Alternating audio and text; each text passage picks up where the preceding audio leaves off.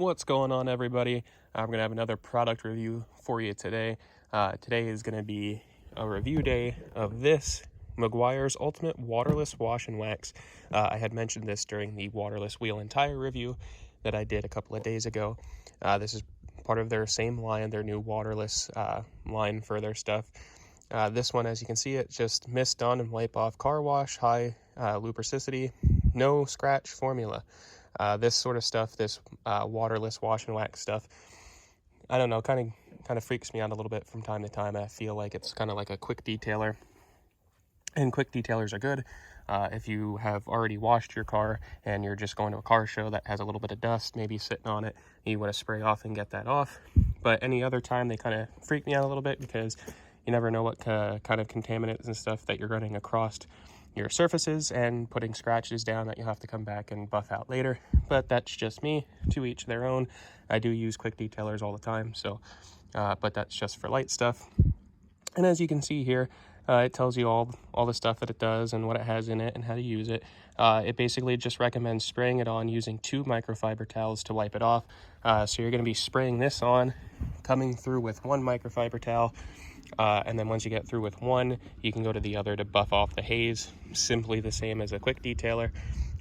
So we're going to be doing it on here on the Kia, and as you can see, I had just washed this, but it has a lot of road grime and dirt and dust on it already. So we're going to be coming through and trying to get that off with this waterless wash and wax and see how it goes. One thing I will say though, as it says right on the bottle on the back, it is not meant for matte surfaces, and it's not meant for satin finishes, flat finishes, or anything like that. It's simply meant for glass, chrome, polished metals, and plastic trim, and then obviously your regular paint products as well. So what we're going to do is we're going to come here and we'll test out this panel right here. I'll give it 2-3 squirts there. Come through with my microfiber and just give this a good scrub. It does smell good, I will give it that. It smells pretty fantastic compared to a normal quick detailer or scrub of that sort. So I'll come through, we'll get this. So you can see the dirt coming off already, the same as you would with a quick detailer. One thing I will say though is that you might want to put down a little bit more than I did on the first try there, because that felt awfully dry as I was coming through. So we'll come through again, give that one more rub down.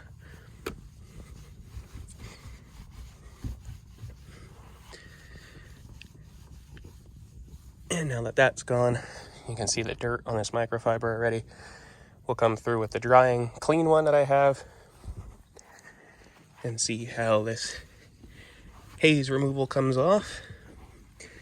Now, one thing to keep in mind is that this is classified as a wash and wax, so it should be putting down some type of barrier, some type of protectant on here at the same time as cleaning it,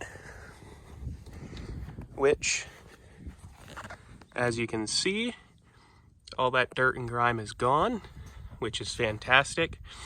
Super high gloss finish on there, very smooth, feels like you just got done waxing it, so that's great.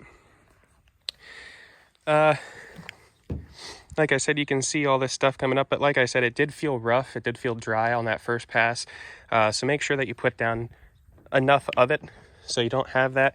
Like I said, I get worried about this kind of stuff with scratches. Not that it much matters on this paint because it's kind of rough anyway, but it did come up with a nice shine here, as you can see. No problem there, got all the dirt off. Put down nice and smooth, no smudges or streaks or anything like that. Make sure you do follow the 2 microfiber rule and follow the instructions on here, obviously, if you're going to be doing this sort of stuff, because you don't want to be putting it on the finishes that it says it won't work on, matte surfaces and stuff like that, which I do have on my Jeep, so we'll have to watch that and see what goes on with that.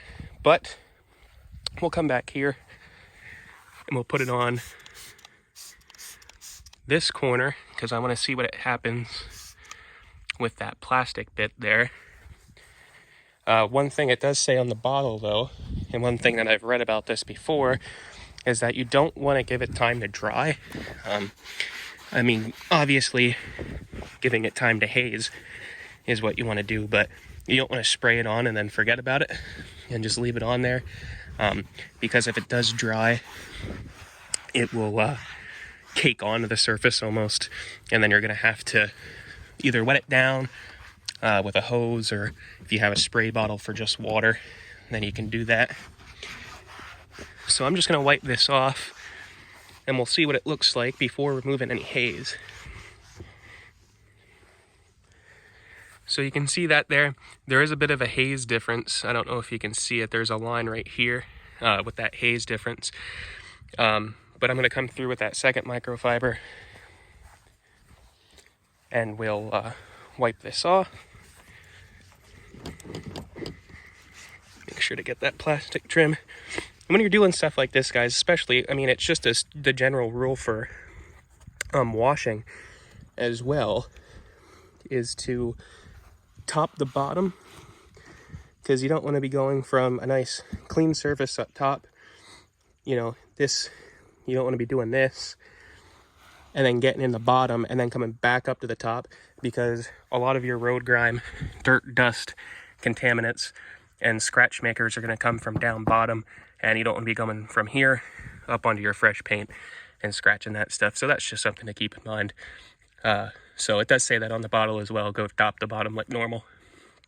But as you can see here, it did get this plastic nice and clean. Actually put down a nice layer here, brought it back from that kind of dingy, chalky finish that it had on before. And up here, nice and shiny just like the front. Got that panel done, nice and smooth as well.